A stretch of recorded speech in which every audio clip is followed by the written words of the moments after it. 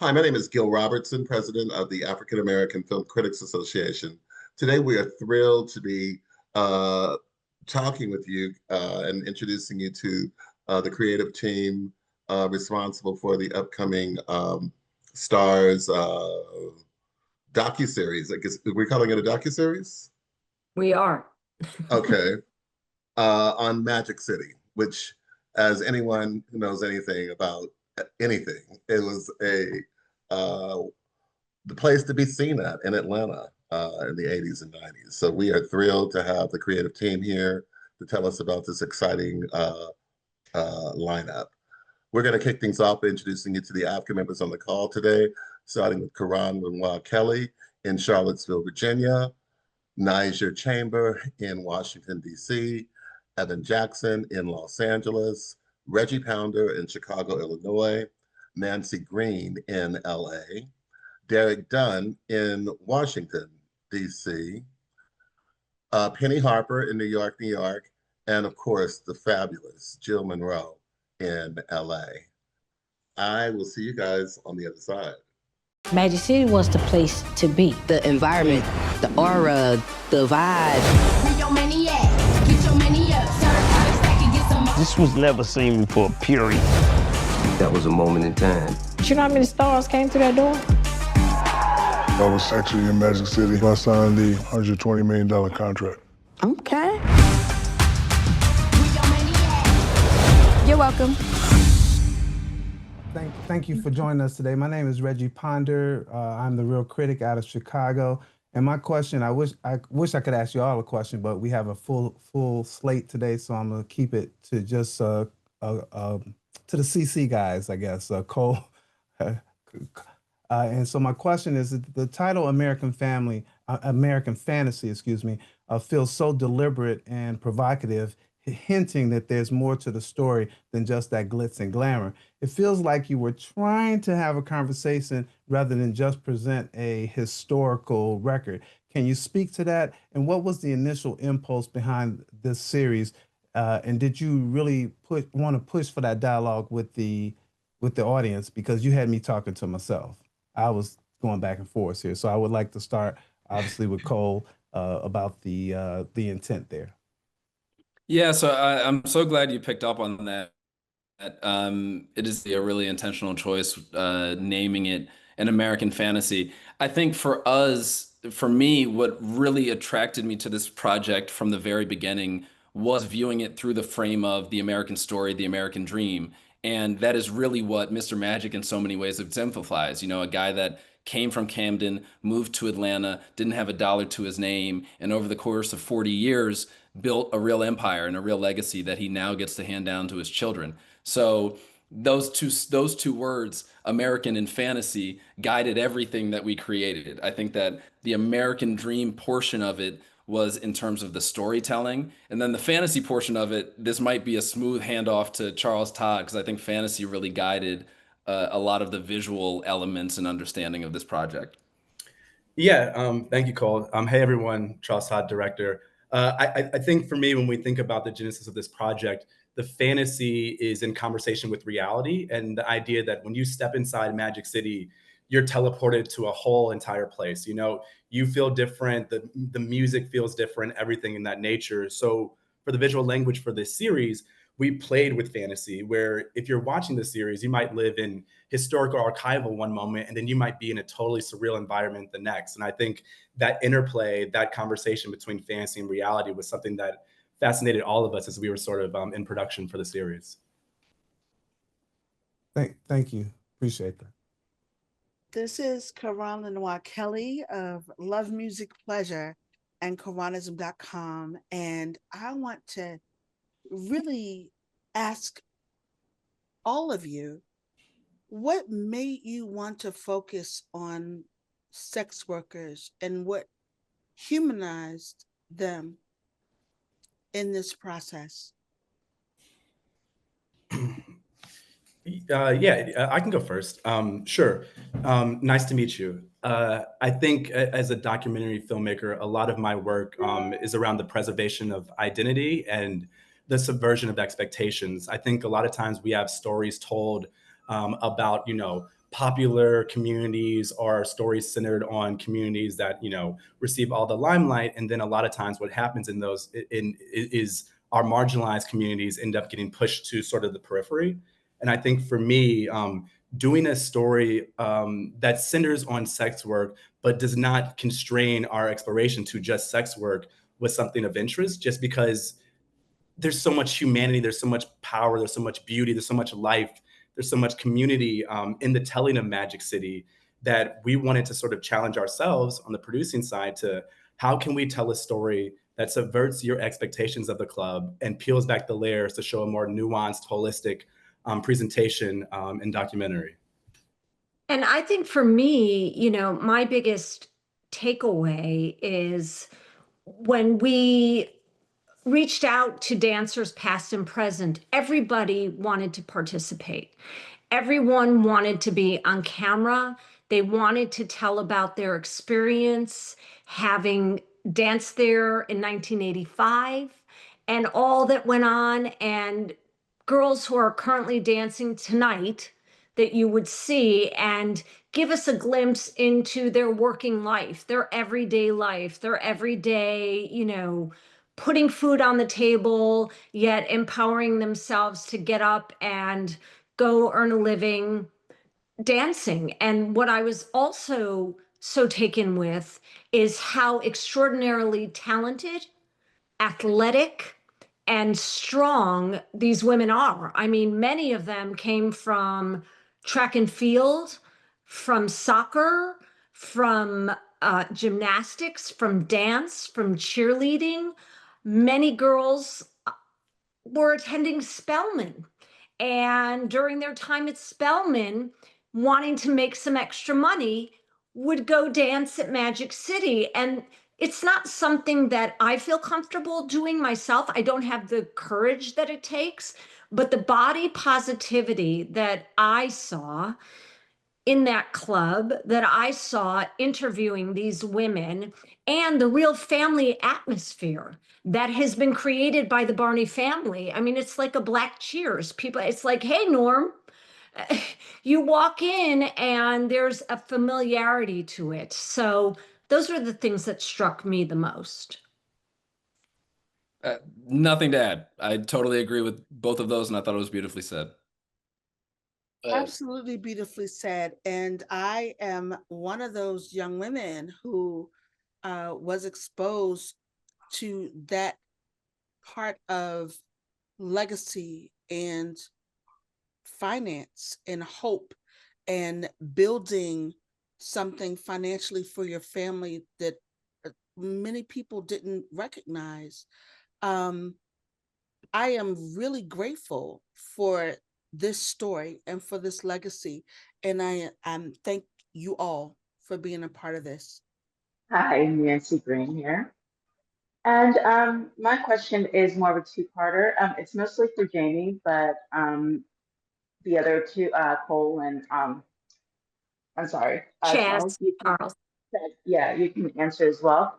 But I wanted to know for you, Jamie, how was it working on this film as a woman, particularly and talking to the strippers? And like you said, they are a lot of very intelligent women who are very athletic and have all of these skills, but they're kind of being forced to submit themselves to an environment that objectifies them in a way. Like I remember in watching it, a lot of them talked about how the men wouldn't have boundaries. Some of them would touch them and feel like just because they're showing their bodies that that's giving them permission to do whatever they want. They had to protect themselves against perverts. So it's kind of, you know, there's a lot of power there, like you talked about, but it also seems like it's just trying to subvert those women to being objects and stripping away their power for people who really just see them as something there for them.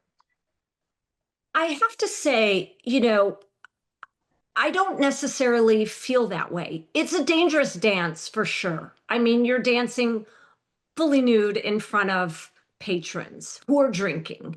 But they go to great lengths at the club to keep everyone as safe as they could possibly be. I think the danger came when you would leave the club with lots of money. I mean, that was more of a dangerous evening than while in the club. While you're in the club, it is very much, there are rules, there are regulations, there are things that everyone must adhere to. And I also, no one is forced to dance there. These are girls who are, yes, looking, some to help their circumstances in life, some to check it out, to see what that would feel like to kind of be naked in front of people in that way.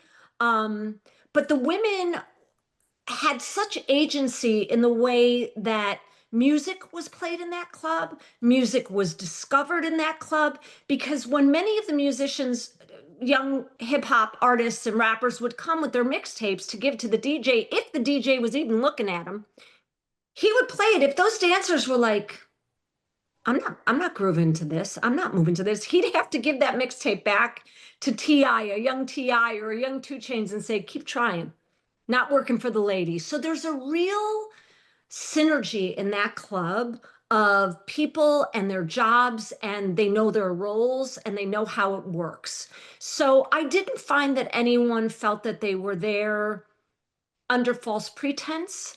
But yes, are there stories of people who have come from not a lot, and this is where they're at this point in their life where they can make money? Absolutely. But this club is really a place that they call home for the time they're there. And often Mr. Magic and Juju and Little Madge have to say, like, it's time for you. You have to think of your next plan. Because you've danced here for 10 years. It's time. And many of the women talked about how they miss that time in their life, what it meant to them, that time in their life, how it saved them in that time of their life. So I saw a lot of really thoughtful young women and older women who have been there that have very powerful stories. And Chaz and Cole really took pains to listen, always. Hi, it's Evan Jackson from Young, Bold, and Regal. And touching on your last answer, talk about the emphasis of these women who would make and break the records for these hip hop acts before they were household names. And then those same women, their name would be in those same songs that they help break. I think Cole can speak to that. Yeah, I think that what we try to capture, one of the main pillars of this project was obviously the story of Atlanta hip hop. And in our very early conversations about this project, that was an interesting thing, was like, wait a second, there's this club that people have heard about. What if we use it as a vehicle to tell the story of hip hop's migration from the North to the South? And if you look at it, this club has really been at every key inflection point along the way. This club opens in 1985. There is no Atlanta hip hop to speak of. Whoop, There It Is, one of the earliest, biggest hits to ever come out of the city, is literally born in this club and is originally called Whoop Magic City. And we really follow it all the way from that to the Outkast moment, to the Nelly Tip Drill moment, to, today with Quavo and Drake and so far in Future, so really like the biggest artists that have ever come out of this city were born in a very direct way in this club. And to touch on what Jamie said about the power of the women involved, none of that happens without the women dancing to the music. There's a whole economy that is created around paying dancers to pay the DJ to dance to the music so that your song, so the A&R in the corner, this is all like, it all starts to happen in a really explicit way. And I think that was one of the connections that we really tried to make clear, is that this is not some abstract force. The hits that you listen to every day, the way that you see culture get shaped, it's a direct result of this club. Hi, my name is Ruben Peralta from Corecas.net. My question is about the structure, because the documentary has a lot of people talking about it and their experiences. But how do you balance? Because there's rappers, there's cultural people, there are musicians. how do you balance, and it's based on the script, or you just create the script after you had the interviews? How that worked? Because for me, that was fascinating. Chaz, you want to jump in? Yeah, sure. Yeah, it's a fantastic question. I think for us, that process of balance begins in pre-production and in research and development. I think what our producing team had a good handle on from the beginning is understanding there's 4 pillars that are of interest to us in this series. So the history of Atlanta, the migration of hip hop from the North to the South, the aspect that Magic City is a family-owned and operated business, and then last but certainly not least, the stories of the women past and present that have come to that club. So once you have those pillars and you have the chronological storytelling from 1985 to the present, then you can start to place, okay, well, in each episode, what is the key milestone or moment that's happening within these pillars? And how do I bring that to light on screen? I think what was a fun opportunity and equally challenging is everyone has a Magic City story. Like we could have done a 90-minute documentary just on Jermaine Dupri's interview, right? So I think the fun and challenge of this is, okay, well, how do we balance all this? And the answer, which is kind of one of our central themes, is you balance it by searching for community. Jamie touched on this earlier. Magic City has such a familial environment. It's such a communal space where everyone is interweaving and interacting with one another. The dancers are responsible for the music, so on and so forth. So by finding those communal touch points, that's how we develop a story that feels cohesive and central without it feeling sort of, disparate and erratic. Hi, Jill Monroe. So one of the things that I noticed in watching the series was that it also chronicled the growth of strip clubs from going underground to sort of mainstream. There were some of the girls that mentioned, not wanting people in their real life to know that they were doing this on the side. We've certainly seen that play out in pop culture. So was it intentional to I can jump in. Jill, you froze for me for a moment there, but I think we're talking about the like strip culture and strip clubs becoming mainstream. Is that the nature of the question? Basically, yes. Thank you. Yeah. I think what that really speaks to, it was not a discussion that we ever, I think, and Chaz and Jamie, correct me if I'm wrong, I don't think we ever explicitly said, we want to discuss how sex work and strip clubs have become sort of more accepted and more adopted. But what does come to light when you mention that is, I think, 2 things. One, it speaks to the cultural import of this club, the fact that the things that were coming out of this club were of such significance and such culture shifters that things that you literally saw happen on Monday night in this club are now commonplace at your local pole dancing studio in Williamsburg. And like there is a direct line between those 2 things in a way that I think people don't fully appreciate. And then 2, it speaks to the power of many of these women. I mean, many of these women have gone on from their beginnings in that club to really bright and wondrous things. You look at the Nelly thing that the Nelly incident scenario that we talk about with Tip Drill in episode 3. White chocolate is like a cultural force, and she's a local celebrity in Atlanta. And there's several examples of that. Gigi McGuire, who has gone on to a really illustrious media career. OG India, who is still basically locally famous in Atlanta and has gone on to great things. So it speaks to yes, we track it a bit, but what it is that we're tracking is the fact that these women are so much greater than this box that is, the job they had when they were 20 something. And what we're able to do is really put them on a platform now that so many of them have gone on to, other awesome stuff. Thank you. I love the fact that Drake called OG India to make sure that she would call. I gotta say that, by the way, was like, lest you think that was staged, let us say here and now that really happened. Like Drake was like, do you want me to call her? And I remember Chaz and I were like, I mean, sure. Like, is that possible? And she really picked, none of that was scripted. I love that. It was awesome. It showed that the dancers really were the stars. Yes. So to speak, Absolutely. Absolutely. Hi, I'm Penny Harper. Congratulations to all of you on the Magic City, an American fantasy docuseries. But my takeaway was that I noticed that this was a reality for a lot of people and a dream come true. We mentioned the iconic songs such as Whoop, There It Is. But what really resonated with me was that the dancers were able to build generational wealth.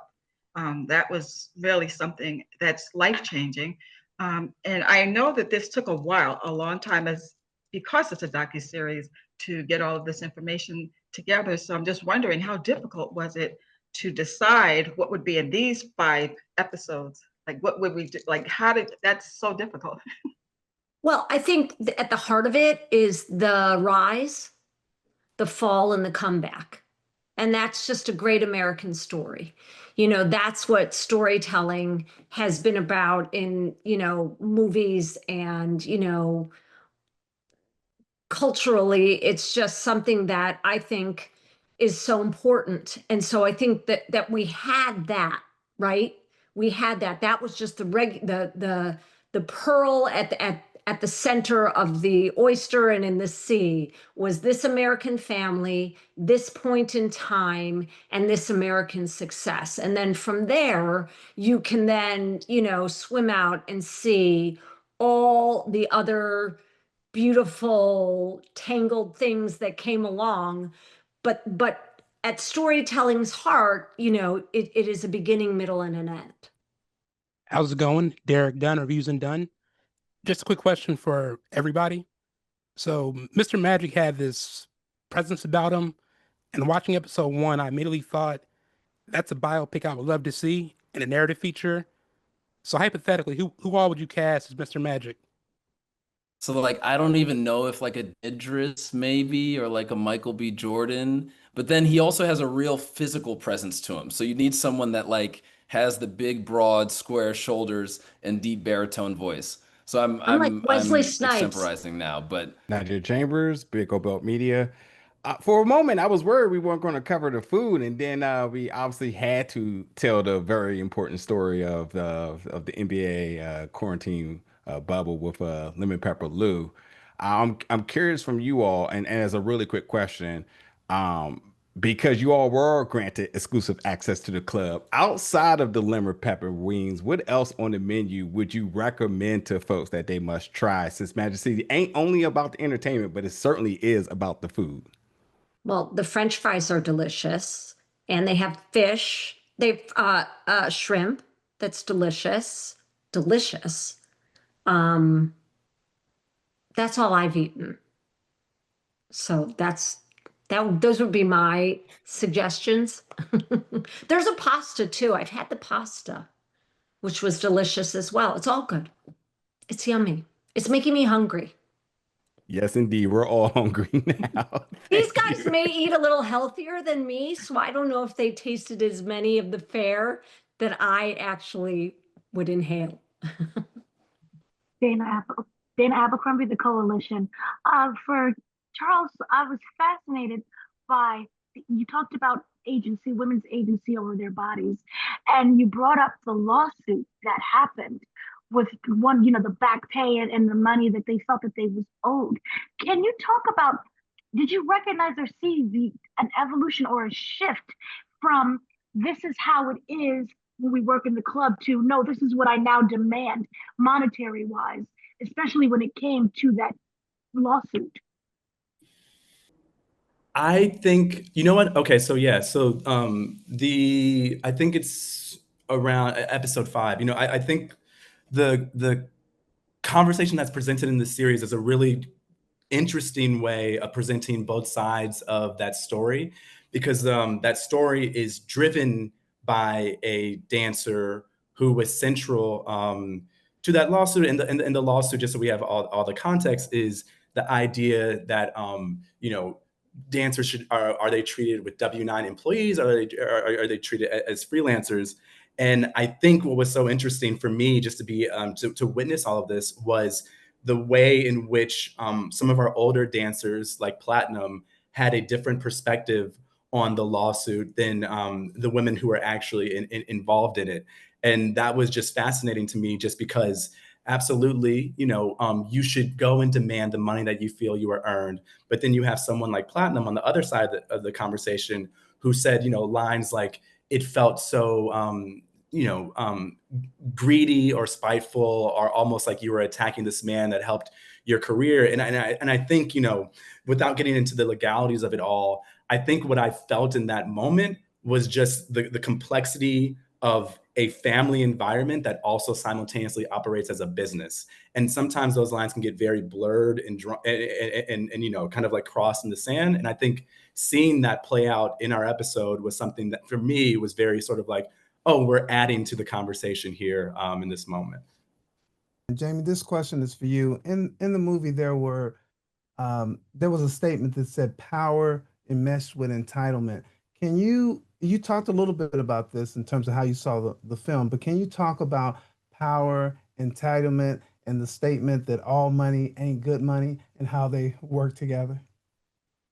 Well, I like to quote Killer Mike, who says, the sinners and the saints need each other.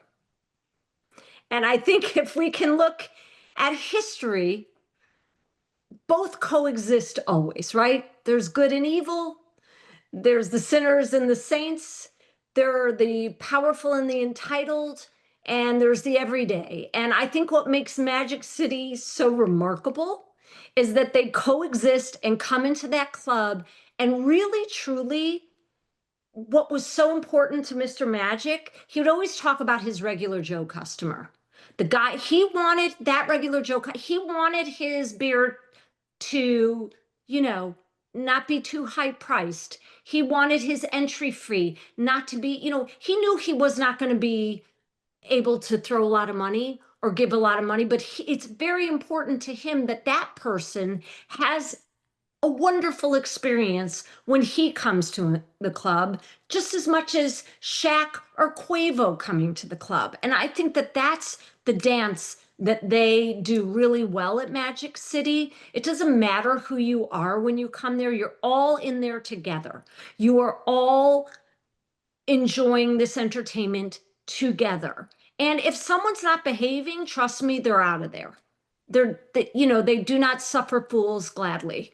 So is that an answer that? Oh, I absolutely I love how you talked about the sinner and the saint. So no, thank you so much. They need each other. We need each other. Really appreciate that. Thank you so much.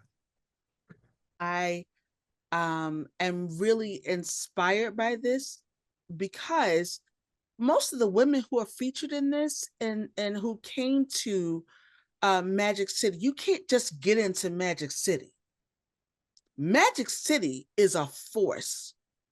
It requires you to be gifted. It requires you to be talented. And many of these women are classically trained dancers. They are classically trained singers. They are classically trained entertainers. I want to know what you learned about these women outside of them being a part of the sexual side of Magic City. I can give a first stab at that. I think that I personally learned what it sounds like you very much already know. I think that a lot of people will come to this project and come to this club and this industry with all sorts of expectations about this stereotypical women that we're familiar with, right? This trope of a woman that is sort of down on her luck and is entering into an industry that's ripe for taking advantage of her. I'll tell you that to the extent that that exists anywhere in the world, it certainly does not exist in this club. The women that we interacted with, to a person, and I'm echoing what Jamie's already said, to a person were people that were strong, empowered people. And actually, this connects with Nancy's question earlier that I remember thinking about, is that one of the most interesting things about this project for me was that if you talk to the ownership, if you talk to the customers, and if you talk to the dancers, all three of those parties believe that they're the most powerful people in this space. And the dancer, and that's what's interesting, because like you're in this circumstance where like the customer, you know, is like, I'm paying, so I should be, and then the dancer's like, wait a second, actually, you think you are, but I'm using my tools to take that money right out of your pocket. So a lot of these women, I think, were really inspiring. We continue to have really strong and positive relationships with many of them, and they counteract any notion or stereotype that people might have about the kind of person that chooses to step on stage. I'm going to say, Jami Gertz, you've been my girl for a long time and you still going to be my girl. But I am really inspired by the fact that all of you chose to focus on women who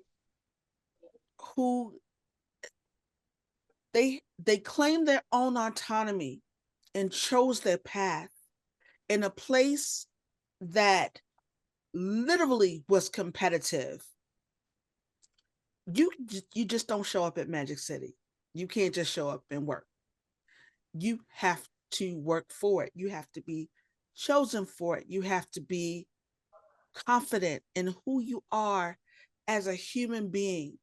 And I am just really grateful for the fact that you guys are spotlighting this, because it's not just about scholarships. It's about women choosing their own way forward. Thank you. Thank you. Thank you. Well said. You know, for me, as I was watching it, like one of the things I was thinking about was my issue is not with the women themselves.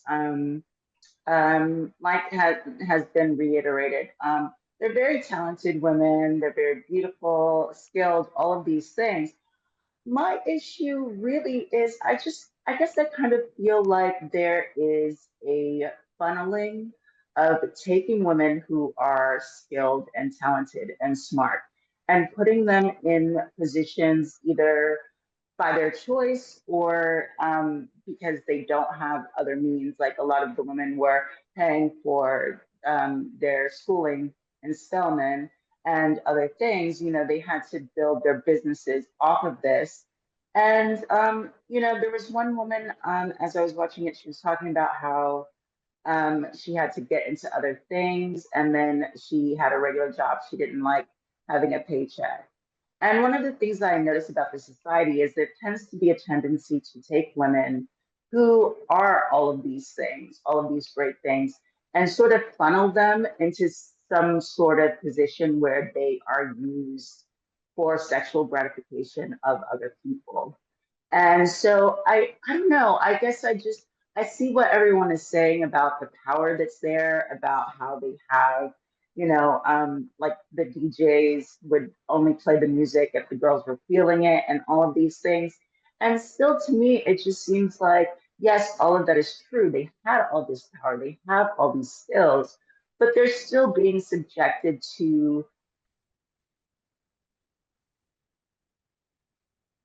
I don't know, kind of being these objects for people who, I mean, listening to some of the women talk, I mean, some of these guys are really disgusting. Not all of them, but I mean, it's just, you know, and disrespectful.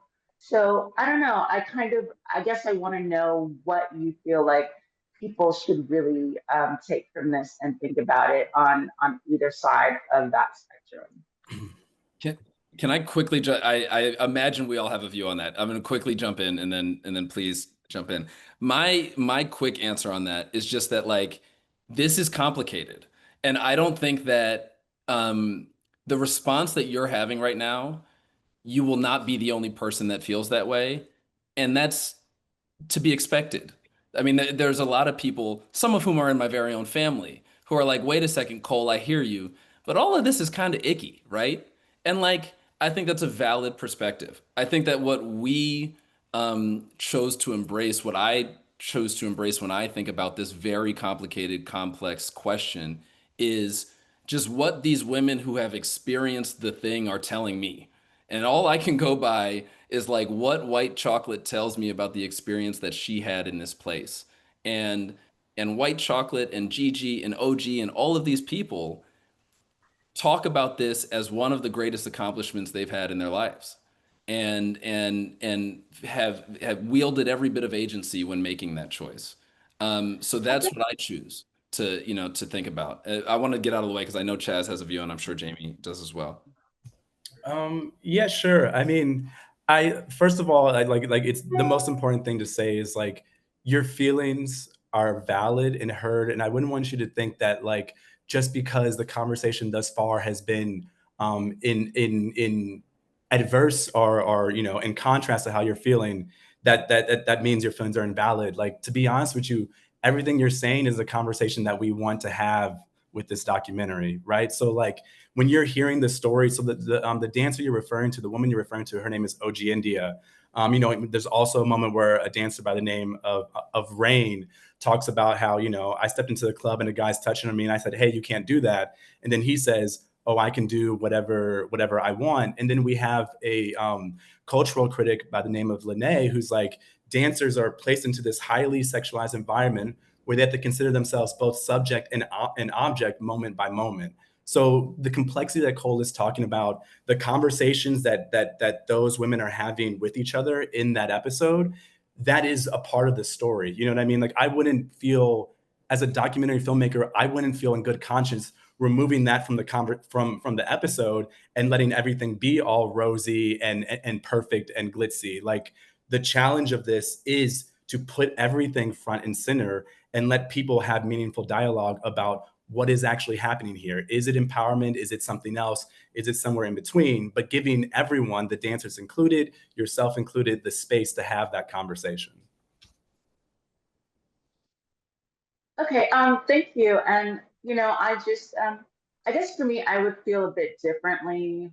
Or I guess my question or my concern is I didn't really see as many women on the power side of the business in terms of they're the ones running, you know, the business. They're the ones who are building this and deciding. So I guess it's just that sort of power imbalance there. Like I know that they do have a lot of power in this, but you know, they're still employees. They're not the ones running the business itself. And so I kind of feel like there was just this, you know, but it's interesting. It's interesting. And I do think that there's a thing of, you know, in terms of respecting the women who do it, I think that that's very important because I kind of feel like it's very unfair to subject them to being looked down upon and things like that. Because I mean, if there wasn't an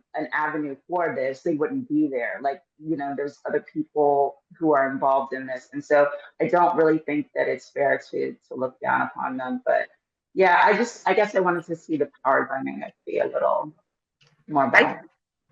Hi, this is Penny Harper. I just wanted to jump in. I feel totally on the other side of that coin.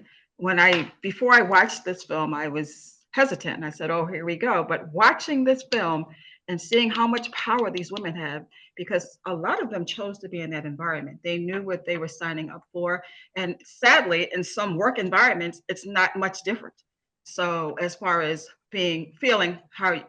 expressing how they feel, being victimized or whatever terms you want to use. But I felt like Magic's wife in the beginning when she wasn't down with the whole strip club dancer thing. But when I saw how it was life-changing and sometimes life-saving for not only them, but their families, I felt that they had a lot of power because the interviewees, the dancers that were interviewed, they talked about their strengths. They talked about the sisterhood. They spoke about things that to me gave them, it highlighted their power. So I just felt that the way this was directed and produced and all the elements that went into it, it gave me a whole different idea of what was happening at Magic City because I had no idea. Talk about the clash between the mainstream finding out more about Magic City. With Nelly's tip drill, there was controversy. He went on Oprah and he said this is very common. And then mainstream kind of found out more about Magic City. Talk about how you guys talk about that in your docuseries as well. When you look at the early days of Magic City and interviews like DC the Brain Supreme, interviews like Jermaine Dupri, what they honored and loved about this place is that it was like a black box that, you know, what happens in Magic City stays in Magic City. This is not a Magic City phenomenon. This is just like a product of where we are in the world and in time. There's very few things like that these days, right? Like the cell phone camera and TikTok and Insta, everything else has changed the nature of this place. So I think that a couple of things about that though. One, even though that is the case, if you go into Magic City today, it is in the same building that it was in 1985. And very little about how this family business operates on a basic core level has changed. I mean, the same principles of customer service and tending to people. I mean, all of that, the same people are still running this place. So I think that even though a lot has changed around it, it is a time capsule in a lot of really special ways.